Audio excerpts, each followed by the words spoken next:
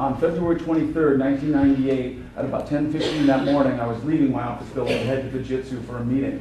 I had a computer bag on one shoulder and a Daytime on the other. I walked out of the 9th floor into my elevator lobby, went to go push the button on my elevator, and before I pushed it, it dinged. And I thought, well, someone's getting off the elevator because it's dinged. So I stepped back. Well, I stepped back. No one got off the elevator, but someone came and got on the elevator behind me.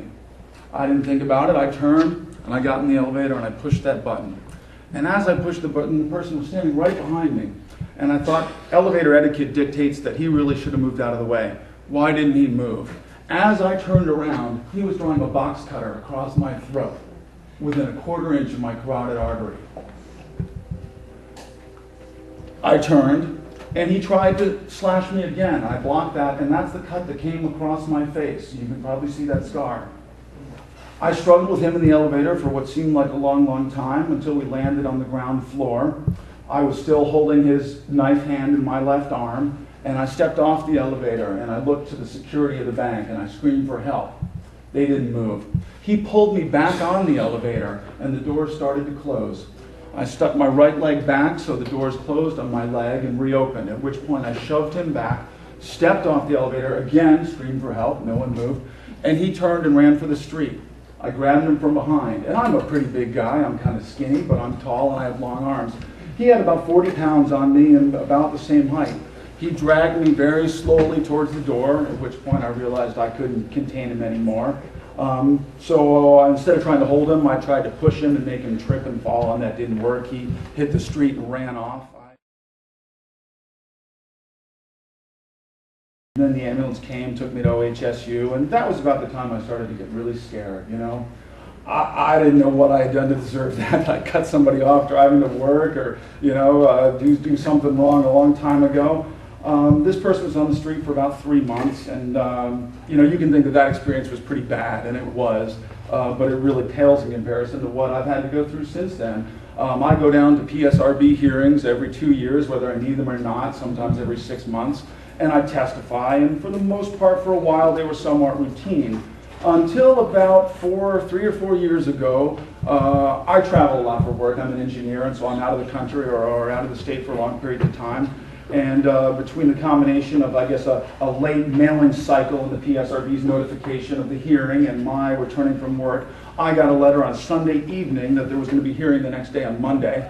So fortunately, my customer at the time was pretty understanding and let me go and let me out of the day's work. And I went down to this hearing. There was a psychiatrist who testified at this hearing who was paid for by a private facility similar to yours, named Telecare in Woodburn, and he had never met the guy who attacked me. I guess he had reviewed some of his notes, but he never met him, never, you know, laid eyes on him. Testified that he was a perfect candidate for conditional release, and so the technical definition of his condition was indeterminate psychosis, which is best I understand, I'm a scientist, I'm pretty good at these things, is we don't really know what's wrong with him, but he is psychotic. And yes, he's been violent in the past, and in fact he's been violent within the state hospital, both to inmates and staff members within the last several years.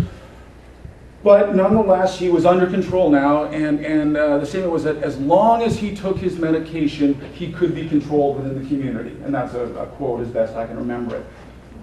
So, you know, at this point, I'd never testified at one of these hearings before because, honestly, when I go to these hearings and I'm brought in first and I sit here and then they bring him right by me, within, you know, 1.5 feet of me, with no restraints, you know, nothing, that scares me very badly. And so I was really too scared to speak. At this point, I felt like I had I have an obligation to the community.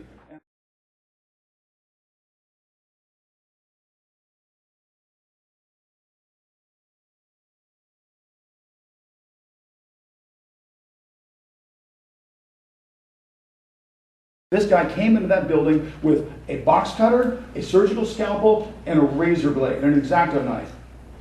And yet he was, you know, this was a spontaneous act. He saw flames shooting out of my neck, and that's why he decided to attack me.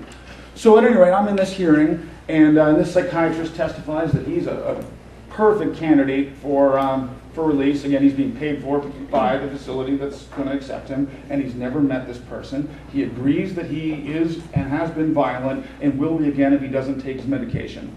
So I spoke and I explained pretty much the story I just told you, and the 3 members on the board kind of did the same thing that a judge would when you contest a speeding ticket. Said, well, I hear what you're saying, but we're letting him out. And so they let him out.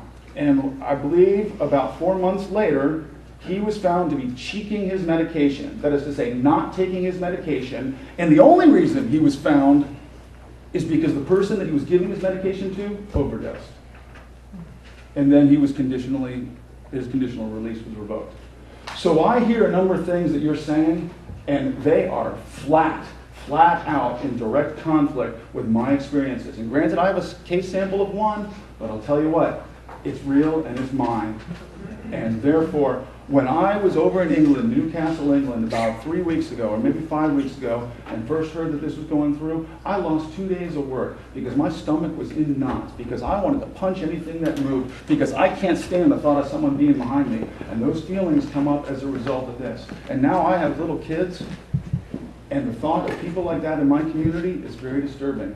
And as the gentleman over there,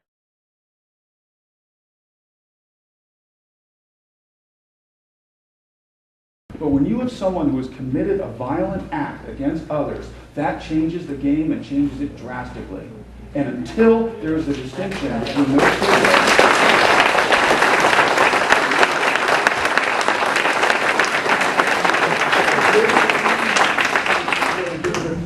and when someone breaks the rules, and you can say that anyone who does something like this is mentally insane, whether they are or not. Anyone who commits an act like that against others is disturbed and needs help.